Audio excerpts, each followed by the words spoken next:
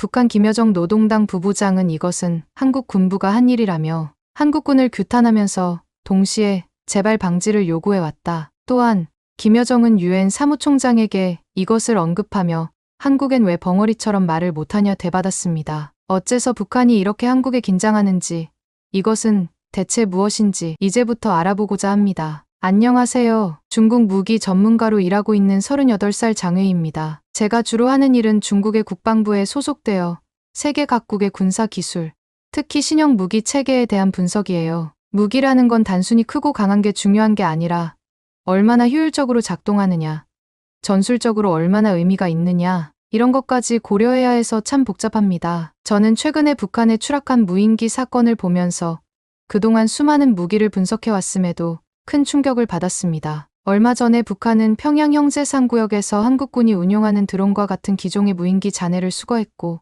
그 무인기가 한국발이라는 과학적 근거를 확보했다고 주장했습니다. 북한은 이 무인기는 한국의 드론 작전사령부에 장비된 원거리 정찰용 소형 드론이라던데 국군의 날 행사 때 공개된 모델과 똑같다고 주장하고 있어요. 북한이 공개한 잔해 사진을 보니 한국의 드론과 외형뿐만 아니라 부품 위치나 형태까지 거의 똑같아 보여서 진짜로 한국군 드론이 평양에 침투한 건가 싶더군요. 일부의 전문가들이 북한이 과거에도 미국의 글로벌호크나 다른 첨단 무기를 복제해 공개한 전례가 있다면서 이번에도 자작극을 통해 한국을 비난하려는 의도일 가능성을 제기했습니다. 다른 군사 전문가들은 드론의 주요 부품들이 군용으로 개발된 한국 내 제품이라 민간이나 국외에서 구하기 어려운 점을 지적했습니다. 일각에서는 북한이 주장하는 무인기 발견 장소는 북한의 주요 미사일 개발 기지인 산음동 근처로 한국이 평양 인근의 미사일 기지를 정찰하는 용도로 무인기가 사용됐을 가능성이 더 크다고 보기도 했죠. 무인기 사건이 터지자 북한은 유엔의 한국 군부의 도발을 규탄하라고 촉구했고 여러 차례 공식 발표를 통해 한국이 평양에 무인기를 침투시켜 전단을 살포했다고 주장했습니다. 하지만 정작 무인기에 삐라 살포통이 부착됐다는 증거 사진은 공개하지 않았어요. 이 드론이 평양 상공에 침투해 전단을 살포했는지 아니면 정찰 임무를 갖고 평양에 침투했는지 알 수 없지만 북한이 긴장하고 한국의 군사력을 주목하고 있다는 사실 자체가 참 인상 깊더군요. 이 무인기는 한국에서 2020년부터 도입해서 운용 중인데 사전 입력된 경로를 따라 자동으로 비행하고 낙하산으로 착륙하는 방식으로 최대 속도는 시속 150km고 4시간 이상 비행할 수 있어서 평양까지 갔다가 다시 돌아올 수 있는 성능을 가지고 있어서 북한 쪽에선 민감할 수밖에 없습니다. 이제는 이렇게 원거리 정찰이나 전략적 목표를 타격할 수 있는 무인기까지 다룰 수 있는 단계에 와 있다는 것이 되기 때문에 북한이 긴장할 수밖에 없었을 것입니다. 저는 드론의 정찰 능력이 이렇게 정교하고 심지어 북한의 수도 깊숙이까지도 작전을 수행할 수 있을 정도라니 한국의 대단한 기술력과 군사력에 다시 한번 감탄하게 됐습니다. 이 사건 이후로 북한은 한국의 군사적 기술력의 압박을 받아 평양과 국경선 근처에 대공 감시 초소를 늘리고 국경 근처 포병 부대들을 완전 전투 대기 상태로 유지하면서 군사적 위협을 강화하고 있는다는 소식이 들렸어요. 또 북한 국방성 대변인이 공개적으로 한국군의 중대 주권 침해라고 비난하면서 앞으로 비슷한 사건이 반복되면 즉각적인 보복 공격을 가하겠다고 경고했어요. 이렇게까지 대응하는 걸 보면 북한은 이번 무인기 사건을 통해 한국의 군사력이 자고 영토 깊숙이까지 닿을 수 있다는 사실을 알리고 싶어 하는 것 같았습니다. 한국의 합참 관계자는 해당 드론에 대해 확인해 줄 가치도 없다며 북한의 주장을 인정하거나 부인하지 않음으로써 상대방의 의도에 말려들지 않는 전략적 모호성을 유지했어요. 한국의 이러한 행동은 북한의 주장에 대응할 경우 자칫하면 남남 갈등을 유발할 빌미를 줄 수 있다는 우려 때문이겠죠. 이런 정황을 보면서 한국의 전략 심리적, 첨단 군사 기술 발전 속도가 생각보다 더 빠르며 군사 기술력과 정보 수집 능력, 군사적 자립, 기술적 우위가 점점 더 확실해지고 있다는 걸 느낄 수 있었습니다. 심지어 한국은 국군의 날 행사에 괴물 미사일이라고 불리는 현무5를 발표했는데 8톤의 탄두를 실을 수 있으며 북한의 지하 벙커나 핵시설을 뚫고 들어갈 수 있다는 얘기를 듣고 나서 그냥 무시할 수 없는 무기라는 생각이 들더라고요. 물론 한국말로는 북한의 핵미사일에 대응하기 위한 자주국방 차원이라고 설명하지만 그건 겉으로 드러난 명분일 뿐이라는 생각이 들었습니다. 그런데 현무5는 8톤 탄두를 장착했을 때는 사거리가 300km이지만 탄두 무게를 1에서 2톤 정도로 줄이면 사거리가 중거리 탄도미사일 수준인 3,000km를 넘어 5,500km까지 겨냥할 수 있는 잠재력을 가지고 있습니다. 단지 북한의 미사일 위협에 대응하여 북한만을 겨냥한다면 사거리 300km 정도면 충분하니 그렇게까지 사거리가 긴 미사일이 굳이 필요 없습니다. 이건 한국이 북한을 겨냥한 걸 넘어서 중국 동북부까지도 염두에 두고 있다는 의미로 그 타격 범위도 넓어서 중국 동북부의 주요 도시들이나 해군기지를 사정권에 두고 있다는 겁니다. 베이징, 텐진, 그리고 선양 같은 주요 도시들뿐만 아니라 북해함대와 동해함대의 주요 기지도 타격할 수 있는 능력을 갖춰 한국이 이 미사일을 어떻게 사용할지에 따라 우리 중국은 막대한 타격을 받을 수 있어요. 현무5의 미사일 한두 발로도 중국의 주요 군사 시설들을 무력화할 수 있다는 점에서 그 위력은 가히 치명적이라고 할 수 있죠. 현무5 미사일이 정말 전방위적인 위협이 될 수 있다는 생각이 들어 저도 모르게 머리가 복잡해졌습니다. 기동 각도는 45도로 이동되는데 발사대가 단순히 직선 경로로만 움직이는 것이 아니라 다양한 각도로 기동할 수 있음을 의미합니다. 특히 발사대가 45도 각도로 회전하거나 방향을 바꾸며 이동할 수 있는 설계는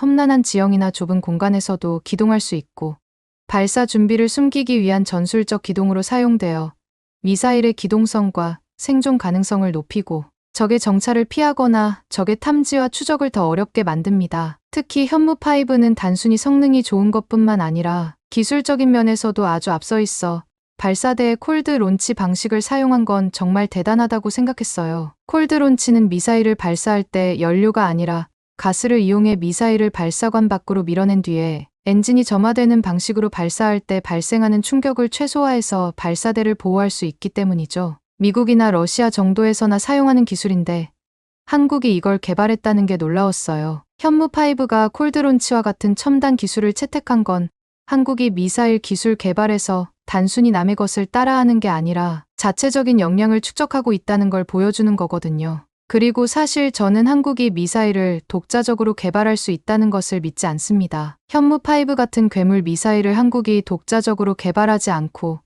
미국의 도움을 받았을 것으로 생각합니다. 한국이 독자적으로 개발을 했다면 미국의 기술력을 넘어 한국식으로 소화해 내는 능력이 있다는 게 되니까요. 저는 무기 전문가로서 한국의 무기 개발 기술력에 대해 다시 한번 생각해 보니 중국 입장에선 이런 기술적 성취가 불편할 수밖에 없습니다. 한국이 이제 다른 나라의 도움을 받지 않고 이제 정말 자국을 스스로 지킬 수 있는 능력을 갖춘 국가로 자주국방 국가로 자리 잡게 됐다는 뜻이거든요. 현무5 미사일이 공개되자마자 중국 매체들은 놀라서 일제히 긴급 속보를 내보냈습니다. 중국 매체의 반응을 보면서 현무5가 단순히 북한의 위협에 대응하기 위한 무기가 아니라는 생각이 확신으로 바뀌었어요. 현무5 미사일의 사거리나 탄두 무게 같은 재원뿐만 아니라 그 발사 방식, 전략 배치까지 고려했을 때 분명 한국이 이제 주변국을 견제하려는 의도가 담긴 것으로 생각합니다. 중국 내부의 분석가들은 미국, 일본의 한국이 여기에 본격적으로 가세하는 모습으로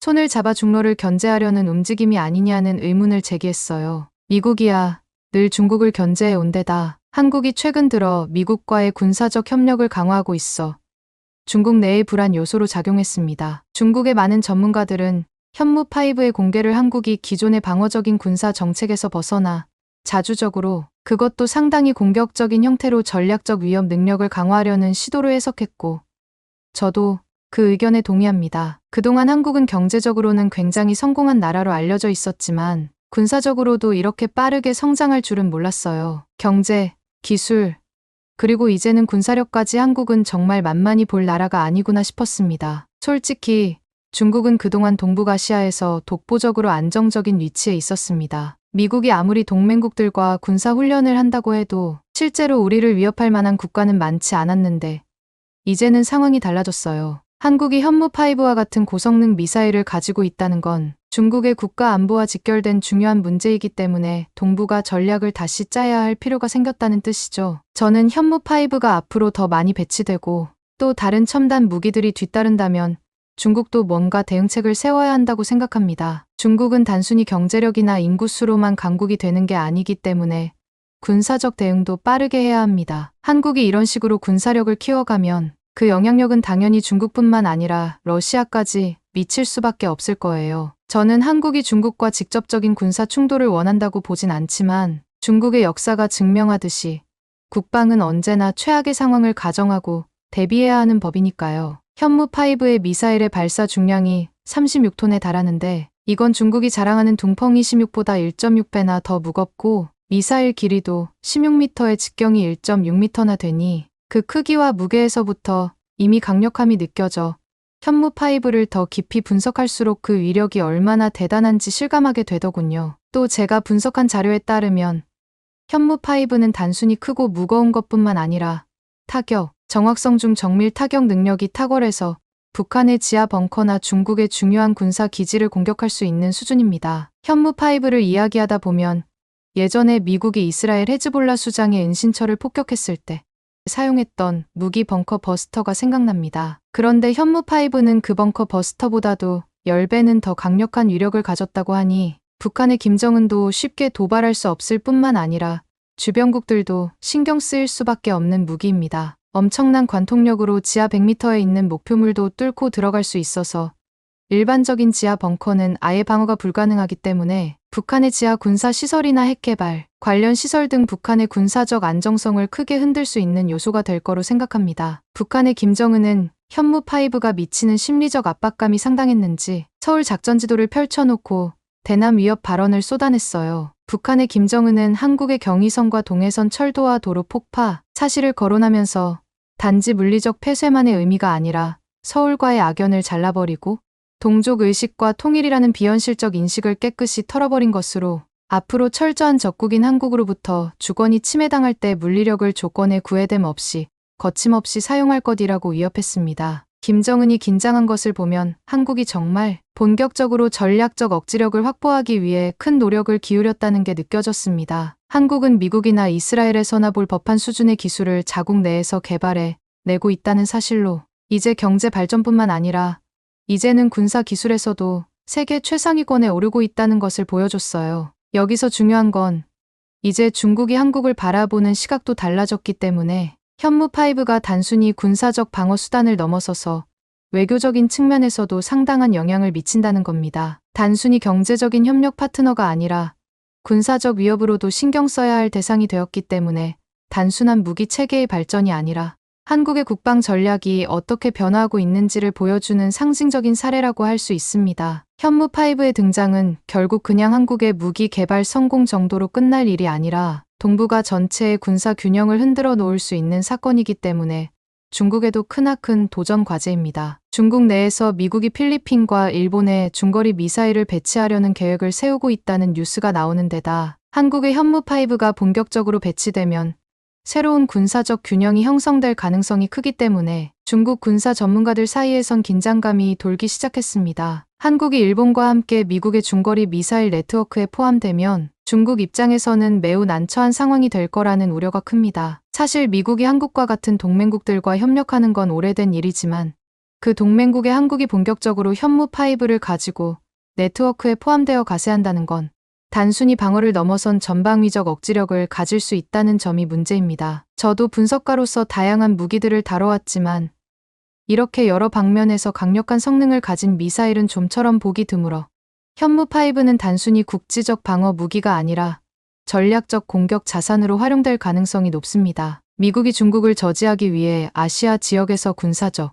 영향력을 확대하려는 움직임에 발맞춰 한국이 그 역할을 강화하고 있다는 느낌이 듭니다. 현무5 같은 미사일이 대거 실전에 배치된다면 한국은 그저 방어적인 위치에만 머물지는 않을 겁니다. 미국이 한국에 중거리 미사일을 배치할 가능성도 전혀 없다고 단언할 수 없는 데다 한국이 미국의 군사 전략에서 차지하는 비중은 더 커지면 중국 입장에선 큰 군사적 위협으로 받아들여질 수밖에 없습니다. 사실 중국도 미사일 방어 체계와 억지력을 어느 정도 갖추고 있긴 하지만 현무5는 기존의 한국 미사일과는 차원이 다른 무기로 중국이 대처해야 할 새로운 군사적 과제가 생겼다고 할 수 있습니다. 게다가 현무5의 성능이 어디까지 개선될지 그리고 한국이 이를 어떻게 배치할지에 따라 동북아의 군사적 판도는 크게 변하기 때문에 이제는 군사 분야에서도 자립할 수 있는 기반을 마련하여 국제적 위상에도 큰 영향을 미칠 수밖에 없습니다. 중국이 동북아시아에서 군사적 균형을 유지하고 있는 상황에서 현무5 같은 무기는 그 균형을 흔들 수 있는 중요한 변수로 작용할 수 있으니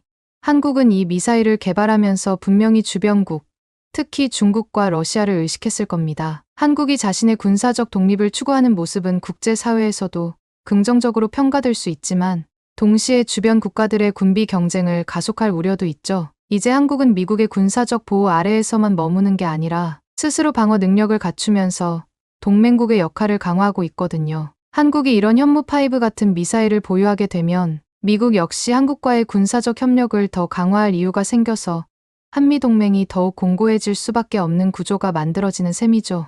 이제 미국과 한국은 단순히 동맹 관계가 아니라 이제는 상호 보완적인 관계로 나아갈 수 있다는 얘기죠. 다만 이런 미사일 개발이 가져올 새로운 도전 과제들도 분명히 있습니다. 한국이 현무5 같은 무기를 보유하게 되면 중국과 러시아와 북한은 당연히 경계할 수밖에 없어요. 저희 중국 입장에서도 한국의 군사적 성장에 중국이 그동안 쌓아왔던 동북아 군사 전략을 재검토해야 할 필요가 있게 되는 겁니다. 또한 한국이 이대로 미사일 기술을 계속해서 발전시킨다면 이는 단순히 동북아시아에만 영향을 미치는 것이 아니라 국제 무대에서도 새롭게 위상을 펼칠 수가 있게 되는 겁니다. 한국이 군사 강국으로 부상하게 되면 그에 따라 국제적인 책임도 커져 특히 군사 기술 발전이 가져올 안보 문제를 어떻게 해결할 것인가가 중요한 이슈로 떠오를 수 있습니다. 이 부분에 대해 한국이 어떻게 해결할지는 모르겠지만 빠른 경제 성장과 무기 개발 기술 발전, 외교적 능력을 보이는 것을 보면 중국이 좌시할 수도 없다고 봅니다. 저는 현무5가 한국의 자주국방을 상징하는 중요한 무기일 뿐만 아니라 앞으로 한국이 동북아시아에서 어떤 역할을 하게 될지를 보여주는 일종의 신호라고 생각해요. 한국이 이런 미사일과 드론을 가지고 있다는 건 단순한 국방의 차원을 넘어서서 주변국들과의 관계를 새롭게 설정하여 한국이 그동안 보이던 방어적인 자세에서 벗어나 더 적극적으로 동북아시아의 안보 구도에 기여할 수 있는 나라가 되었다고 봅니다. 이번에 당선된 일본 총리 아시바 시게루는 이시바 총리는 미국 허드슨 연구소 기고문을 통해 중러북한에 대항하는 아태 지역의 거대한 광역 안보 협력의 우산을 씌우고 유럽의 나토와 수평적 협력 관계를 설정하는 복합 시스템을 구축하자고 했습니다. 이른바 아시아판 나토 창설을 통해 아시아 지역 군사동맹이 필요하다는 주장으로 중국을 압박하려고 하는데 중국에서는 크게 반발하고 있습니다. 따라서 일본까지 한국의 군사력을 유의미하게 평가하면서 이제는 단순히 한국이 군사 기술 발전을 보여주는 이상으로 진정한 군사 강국으로 도약할 수 있는 준비를 마쳤다는 증거가 되었습니다. 한국을 통해 인도태평양 전략에서 더 중요한 역할을 하게 될 것이고 이는 곧 중국의 국방 전략의 직격탄이 되고 앞으로 중국과의 외교적, 군사적 관계에서 동북아의 군비 경쟁이 가속화되면서 불안정성이 더욱 커질 수밖에 없는 영향에 주목하고 있습니다. 이제 중국과 한국의 관계는 경제적 협력에도 영향을 받을 가능성이 커져서 이제 단순한 군사 장비가 아니라 동북아의 안보와 경제 구조를 흔들 수 있는 중요한 변수로 자리를 잡았습니다. 특히 산업 부분의 2차 전지라든지 전기차 분야에서 말레이시아, 인도네시아, 베트남이 중국과 미국의 갈등이 격화되면서 한국이 새로운 생산지로 각광을 받고 있기도 합니다. 실제로 한미일 차관들은 서울에서 모여 회담했는데 국제사회의 안보와 번영의 필수 요소로서 대만 해협의 평화와 안정 유지의 중요성을 재확인하였습니다. 또한 최근 김홍균 대한민국 외교부 제1차관, 커트 M. 캠벨 미국 국무부 부장관, 그리고 오카노 마사타카 일본 외무성 사무차관은 한미동맹과 미일 동맹을 통한 미국의 확장 억제 강화 의지를 재확인했습니다. 또한 2025년 대한민국의 APEC 의장국 수임에 대해 기대를 표하고 의미 있는 성과 도출을 위해 함께 노력할 것을 약속했습니다. 차관들은 중국의 도발적 행위, 특히 최근 대만 주변에서의 군사훈련에 대해 우려하며 대만 해협의 평화와 안정을 저해하는 더 이상의 행위가 취해져서는 안 된다는 데 의견을 같이 하였으며 대만에 대한 한미일의 기본 입장은 변화가 없으며 양안 문제의 평화적 해결을 촉구한다고 말했습니다. 심지어 한국은 독일과 달리 공장 가동이 멈추지 않다 보니까 독일이 3년 후에 만드는 제품을 아직 한국은 방산 공장이 계속 돌고 있어서 1년만 제작할 수가 있는 거예요. 이 때문인지 한국이 호주의 제안으로 나토 국방장관 회의에 초청되어 군사협력 강화, 나토와 군사협력을 심화하는 방안 등을 집중적으로 논의했습니다. 마르크 리터 나토 사무총장은 한국이 나토 동맹들이 첨단 기술과 방위산업 생산품에 접근할 수 있도록 지원하는 데 대해 정말로 감사의 뜻을 전달하고 싶다고 발언하기도 했어요. 한국이 이러한 최첨단 무기와 기술을 운용할 수 있다는 사실이 주변국들에는 경계심을 불러일으킬 수밖에 없을 겁니다. 제가 이런 첨단 기술들을 분석하면서도 느꼈지만 한국은 단순히 경제 강국이 아니라 군사적으로도 새로운 단계에 도달해 있다는 걸 보여주고 있어요. 이번 사건으로 인해 단순히 동북아에서 영향력만이 아니라 전 세계가 한국의 군사적 자립과 첨단 기술력에 주목하게 될 것 같네요. 이제는 한국을 그저 방어적인 군사력에 의존하는 나라로만 볼 수는 없겠죠. 저는 현무5와 한국의 드론 같은 최첨단 무기 체계가 단순한 무기 이상의 의미가 있다고 보며 이제 앞으로 한국이 전 세계적인 무기 시장과 군사 전략에서 막대한 영향력을 어떻게 행사할지에 대한 두려움이 커집니다. 지금까지 이야기 들어주셔서 감사합니다. 한국 노래 따위가 빌보드 1위를 하다뇨.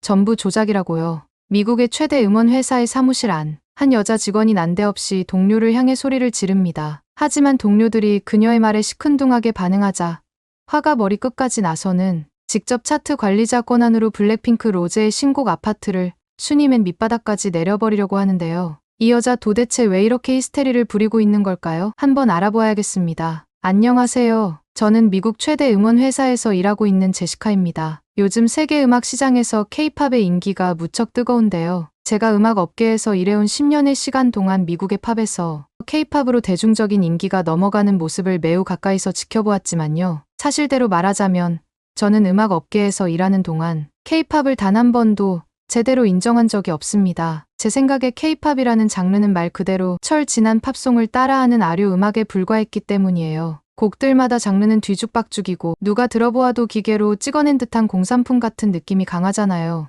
그에 비해 진짜 음악은 감정과 깊이로 듣는 이의 마음을 움직이죠. 예를 들면 제가 너무나 사랑하는 가수인 브루노 마스의 노래들은 어떤 날씨, 어떤 기분에 들어도 잘 어울리고 감정 표현 하나하나가 진짜처럼 느껴지잖아요. 진정성을 가진 아티스트는 오랜 시간 동안 사람들에게 사랑받을 수밖에 없습니다. 저는 바로 그런 이유로 브루노 마스를 무척 좋아하고 그의 음악을 진심으로 존경해왔죠. 그의 음악이 제가 근무하는 음원 차트에서 1위를 할 때면 제가 다 기분이 좋아 하루 종일 싱글벙글 웃고 다닐 정도로요. 그가 가진 음악적 역량과 실력은 어느 누구와도 비교할 수 없을 정도로 뛰어나다고 믿어왔습니다. 반면에 K-팝은 너무 다릅니다. 가수들이 무대 위에서 기계적으로 춤을 추고 오글거리는 표정을 짓는 모습이 전혀 자연스럽지 않아요. 남자든 여자든 성형과 화장을 과하게 한 상태로 서로 똑같아 보이는 외모와 복장을 하고 있으니 누가 누군지도 헷갈리죠. 음악은 물론 보컬 실력도 낮은 데다 노래 자체의 깊이나 감동이 거의 없다고 생각합니다. 한국 시장에서는 K-팝이 국뽕을 불러일으킬 정도로 유행한다지만 사실상 해외에서는 매니아들이나 좋아하는 게 아닐까요? 저처럼 미국 음원 시장을 담당하는 입장에서는 K-팝이 저질 음악 같아서 굉장히 민망하게 느껴집니다. 제가 만약 한국 사람이라고 하더라도 한국의 음악보다는 영화가 해외에서 주목받고 훌륭한 배우들이 연기로 인정받는 게 더 자랑스러울 거라고 생각해요. 이런 상황에서 K-팝이 해외 시상식이나 방송에 나갈 때마다 저는 속이 상하고 부끄럽기까지 합니다. 그래서 최근에 일어난 일은 저에게 정말 충격적이었습니다. 제가 관리하는 음원 차트에서 브루노 마스와 K-팝 가수인 블랙핑크의 로제가 함께 부른 아파트라는 곡이 순식간에 1위로 올라간 겁니다. 처음에는 그저 팬들의 일시적인 관심 정도일 거라고 생각했죠. 그런데 이 곡이 점점 더 순위가 상승하고 마침내 미국 음원 차트에서 당당히 1위를 차지하는 걸 보면서 적잖이 당황했습니다. 제가 가장 좋아하는 가수인 브루노 마스가 저질스러운 K-팝 가수와 협업했다는 점에서 첫 번째로 충격을 받았고 그 조악한 음악이 1위로 올라갔다는 사실에 온 몸에서 힘이 빠져버리고 말았지요. 브루노 마스에게는 정말 미안하지만 저는 이걸 순전히 조작이라고밖에 생각할 수 없었습니다. 분명히 K-팝 팬들이 조직적으로 스트리밍과 음원 구매를 한 게 분명하다고 생각했죠. K-팝 팬들이 워낙 극성스럽고 집단적이다 보니 그들의 순위 조작이 아니면 설명이 안 된다고 믿었습니다. 실제로 그런 사례들이 종종 있기도 했기에 확신했죠. 그런 몰상식한 일에 제 인생을 밝혀준 가수인 브루노 마스를 끌어들였다는 것이 치가 떨렸습니다. 화를 참지 못한 저는 자리를 박차고 일어나 주변 동료들에게 한국 노래가 빌보드 1위를 한 건 말도 안 된다고 소리쳤습니다. 그러나 하루 종일 주어진 일만 하면서 시간을 보내는 무기력한 동료들은 누구도 제 말에 동조하지 않았죠. 분한 마음을 풀 길이 없던 저는 순간 욱한 나머지 직접 그 노래를 순위 밑바닥으로 떨어뜨려 보려고 했는데 제 관리 직원 권한으로는 그런 일은 불가능했습니다. 그저 거친 숨만 씩씩 내뱉으며 그날 오후 반차를 내고 일찍 퇴근해버렸어요. 집으로 돌아가는 길 저는 한 가지 결심을 했습니다. 제가 직접 그 아파트라는 곡의 빌보드 1위가 조작이라는 정보를 찾아내 명명백백하게 밝히고 제 손으로 순위 밑바닥까지 떨어뜨리기로요. 제가 사랑하는 가수 브루노 마스에게는 미안했지만 이게 그를 위하는 방법이라고 믿었습니다. 저는 즉각 여러 자료를 모아 이 현상이 일시적인 인기몰이인지 아니면 진짜 차트 조작인지 분석을 시작했습니다. 미국 음원 차트에서 이렇게 높은 순위를 유지하는 건 절대 쉬운 일이 아닙니다. 그만큼 오랜 시간 팬층을 꾸준히 유지하며 음원 판매와 스트리밍을 이끌어내야 가능하니까요. 단순한 인기 이상으로 무언가가 조작됐다는 의심이 떠나지 않았습니다. 제게 K-팝은 지나치게 기획되고 인위적인 부분이 많은 장르로 보였기에 대규모 팬덤을 동원한 스트리밍 총공이나 사재기 같은 방법으로 차트를 조작한다고 믿었습니다. 먼저 국내외에서 K-팝 팬들이 얼마나 집요하게 음원 차트 순위를 위해 총공을 펼치고 음원을 반복해서 스트리밍하는지에 대한 기사들을 읽었죠. 총공, 사재기 같은 용어들이 얼마나 익숙하게 사용되는지를 보고는 제 확신은 더 강해졌습니다. 전 세계적으로 큰 팬덤을 가진 방탄소년단 역시 이와 관련해 꾸준히 논란의 중심에 있었습니다. 방탄소년단의 팬클럽 아미가 싱글곡을 반복적으로 구매하고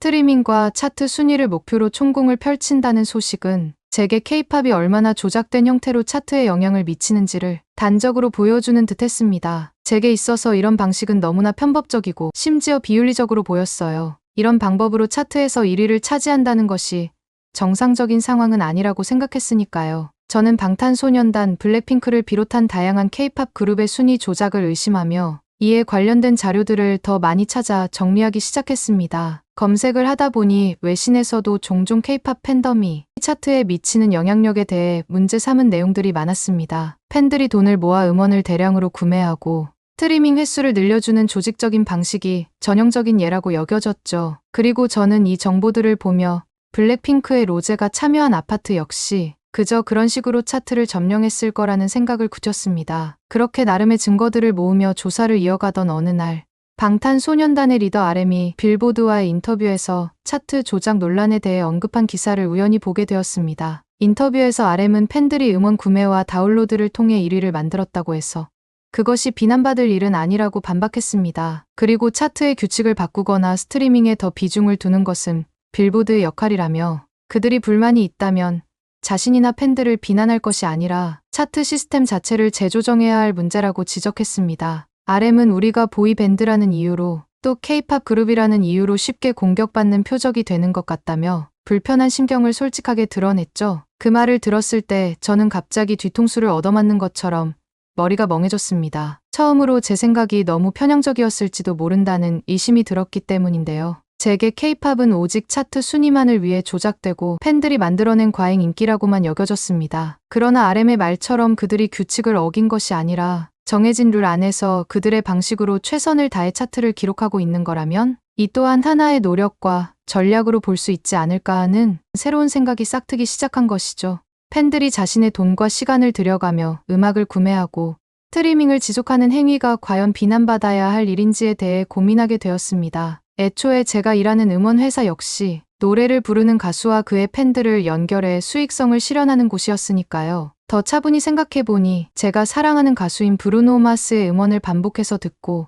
그의 콘서트에 가기 위해 돈을 쓰는 것도 별반 다를 게 없는 행동이었습니다. 이 인터뷰를 계기로 저는 제가 그동안 찾아봤던 K-팝 관련 기사가 상당히 편향적일 수 있다는 사실을 깨달았습니다. K-팝 팬들이 차트에 끼치는 영향을 다룬 기사들은 대부분 이 현상을 부정적으로 해석하는 경향이 강했고 그에 따라 저 또한 비판적인 시각을 가졌던 겁니다. 그런데 RM의 인터뷰를 읽고 나니 K-팝 팬덤이 보여주는 충성도와 열정은 그저 조작으로 치부될 것이 아니라 팬들이 자신의 아티스트와 음악을 지지하고 사랑하는 방식 중 하나라고도 볼 수 있겠다는 생각이 들었습니다. 그래서 저는 차트 시스템에 대해 다시 한번 생각해보게 되었습니다. 음원 차트는 철저히 각 음원의 스트리밍 횟수와 다운로드 횟수를 기반으로 순위가 정해지죠. 물론 K-팝 팬덤이 매우 열정적이고 때로는 극성스럽다고도 할 수 있지만 그 열정이 잘못된 것은 아닙니다. 그저 규칙 내에서 자신들이 할 수 있는 최선을 다하고 있는 것뿐이니까요. 팬들의 이러한 충성도가 음원 차트에서 높은 순위로 이어지고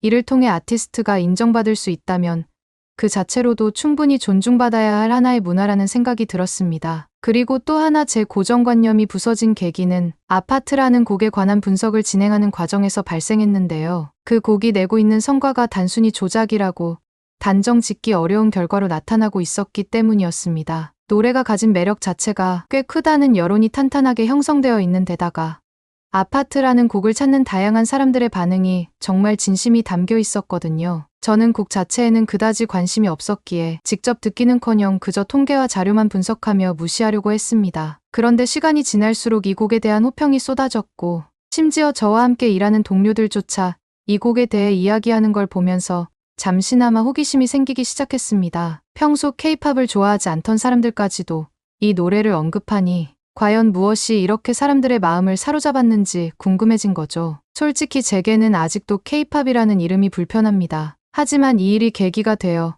제가 K-팝을 처음부터 완전히 잘못 봐온 건 아닌지 고민하게 되었어요. 인정하기는 싫었지만 제가 찾아본 어떤 자료 속에서도 이 아파트라는 곡의 순위가 조작되었다는 소식은 없었기 때문이죠. 그러니까 정리하자면 로제와 브루노 마스가 함께 만들어낸 아파트라는 곡이 단순히 팬들의 조작과 인기몰이에 의한 결과가 아니라 그 안에 어떤 진정성이나 특별한 매력이 담겨 있는 것은 아닐까 하는 생각에 다다른 것입니다. 여전히 저는 그 음악을 받아들이기에 무리가 있었지만 K-팝이라는 문화에 대해 예전만큼 무시할 수는 없게 된 것 같았습니다. 제 마음이 그렇게 변화했다는 사실 자체가 제게는 적잖은 충격이었습니다. 마침내 저는 아파트의 빌보드 1위가 팬들과 아티스트가 함께 만들어낸 결과일 수 있다는 가능성도 받아들이게 되었습니다. 여전히 K-팝이 익숙하지 않고 완전히 이해된 것은 아니지만 그들의 문화와 열정을 더 이상 경멸적인 시선으로 바라볼 수는 없을 것 같았고 결국 곡을 직접 들어보기로 했죠. 처음으로 로제와 브루노 마스의 듀엣곡 아파트를 보았을 때는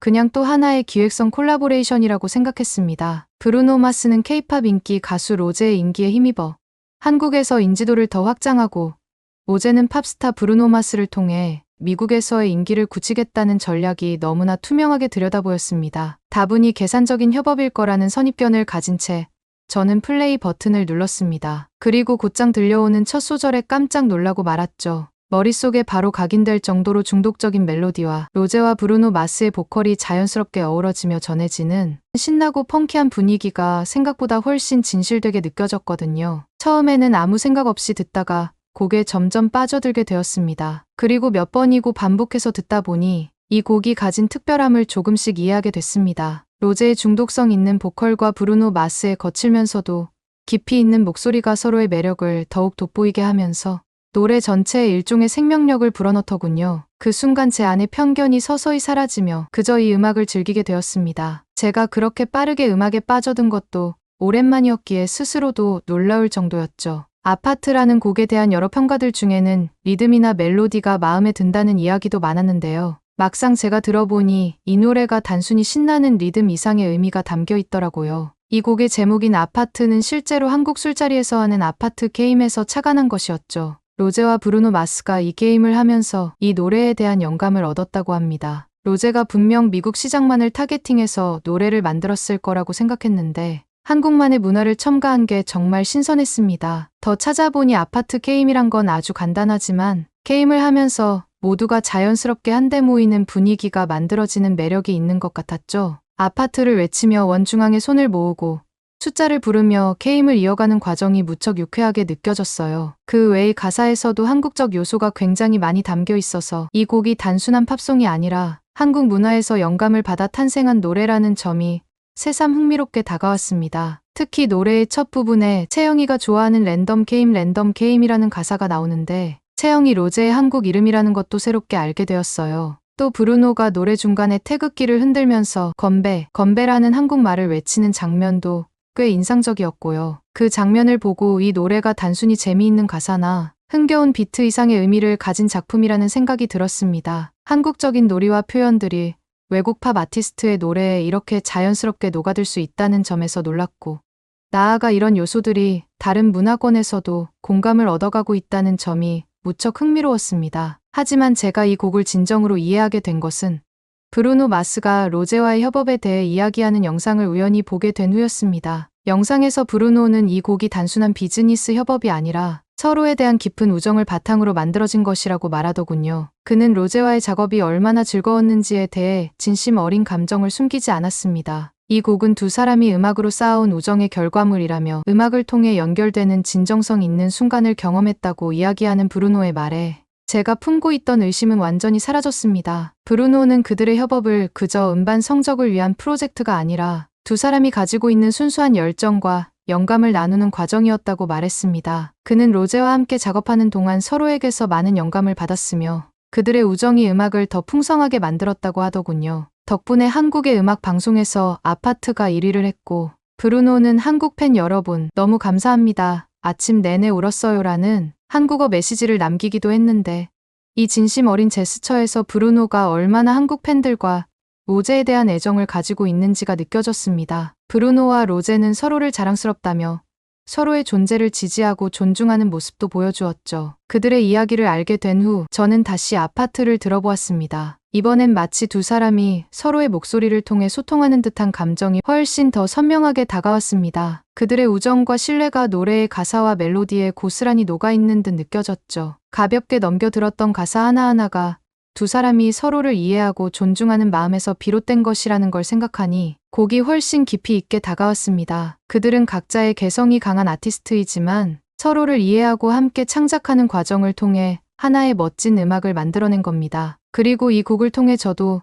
그들이 전달하고자 했던 감정과 이야기를 온전히 느낄 수 있었고요. 브루노 마스와 로제, 이 둘이 보여준 예술적인 협업과 우정은 그저 차트 성적을 위해 모인 것이 아니라 두 사람의 진심과 음악에 대한 열정을 바탕으로 이루어진 특별한 관계였습니다. 저는 이 경험을 통해 음악의 순수한 힘과 그 안에 담긴 진실성을 다시 한번 느끼게 되었고 그것이야말로 우리가 예술을 통해 얻는 진정한 가치가 아닐까 하는 생각이 들었습니다. 그리고 이런 음악이 더 인기가 많아지길 바라는 마음으로 주변 동료들에게도 아파트를 추천하기 시작했죠. 며칠 전까지만 해도 그렇게 싫어하더니 갑자기 왜 태도를 바꾸었냐며 동료들은 의아해했습니다. 그들 중에는 이미 저보다 먼저 로제의 아파트를 듣고 로제가 그녀의 SNS에 업로드한 아파트의 간단한 안무까지 외운 사람도 있었죠. K-팝이 어느 정도 인기가 있을 거라고 생각은 했습니다만 이렇게까지 많은 동료들이 몰래 좋아하고 있을 줄은 정말 몰랐습니다. 몇몇 동료들에게 더 물어보니 다들 그동안 K-팝에 빠져 있었지만 주변 시선 때문에 티를 못 내고 있었다고 하더군요. 특히 방탄소년단 이야기를 꺼내니 오히려 자랑스럽게 본인들의 팬심을 고백하는 사람들이 많았습니다. 각자 좋아하는 멤버를 말하며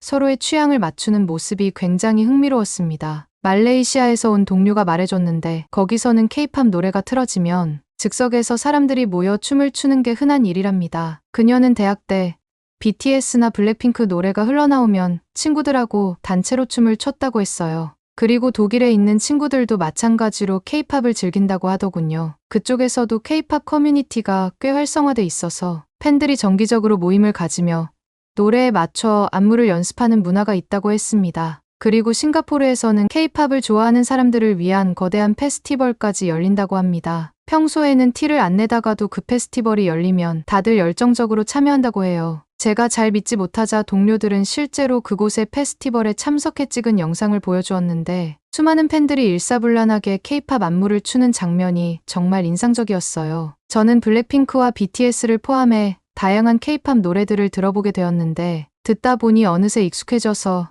이게 바로 K-팝의 매력이구나 싶더군요. 처음에는 단순한 호기심이었지만 동료들로부터 K-팝에 대해 더 많이 듣고 회사에서 관리하는 데이터와 차트를 보며 어떤 곡들이 꾸준히 사랑받고 있는지 확인할 때마다 그 인기의 비결을 더 알고 싶어졌습니다. 단순히 노래만 들어보는 정도를 넘어서 점점 더 K-팝의 독특한 무대 구성과 안무, 팬들과의 소통 방식을 이해하게 되면서 그 안에서 확실히 다른 문화를 체감하게 되었습니다. 그러면서 문득 이런 생각이 들더군요. 우리가 관리하는 음원 차트가 더 건강하고 투명한 문화 형성에 기여할 수 있다면 어떨까? 물론 지금도 저희 음원 사이트는 가능한 한 투명하게 데이터를 수집하고 공정하게 차트를 집계하고자 노력하고 있습니다. 하지만 K-팝의 영향력이 점점 커지면서 그 인기를 둘러싼 여러 문제도 생기는 것이 사실입니다. 예를 들어 음원 사재기나 차트 조작 논란 같은 것들이죠. 이러한 문제를 해결하기 위해 저는 내가 낸 돈이 내가 듣는 음악에만 배분되는 정책을 강화해 순수하게 음악을 즐기는 소비자들의 의사가 더욱 명확하게 반영되도록 하자는 의견을 냈습니다. 또한 기존의 실시간 차트 대신 주간 차트와 월간 차트로 전환해 팬들이 시간에 얽매이지 않고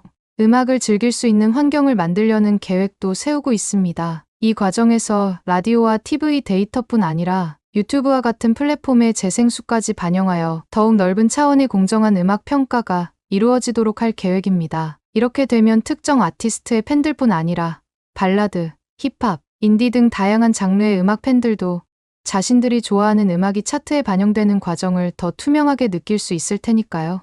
이제는 단순히 음원 데이터를 관리하는 것을 넘어 그 음악이 어떤 과정을 통해 사랑받고 또 발전해 나가는지에 대해 저도 함께 고민하게 되었어요. 이와 같은 고민과 노력을 통해 더 많은 사람들이 K-팝을 포함한 다양한 음악을 진심으로 즐길 수 있는 문화를 만들 수 있기를 바랍니다. 제게 이런 깨달음을 선사해준 블랙핑크 로제의 아파트라는 곡에게도 무한한 감사 인사를 보내고 싶어요. 지금까지 제 이야기 들어주셔서 정말 감사합니다.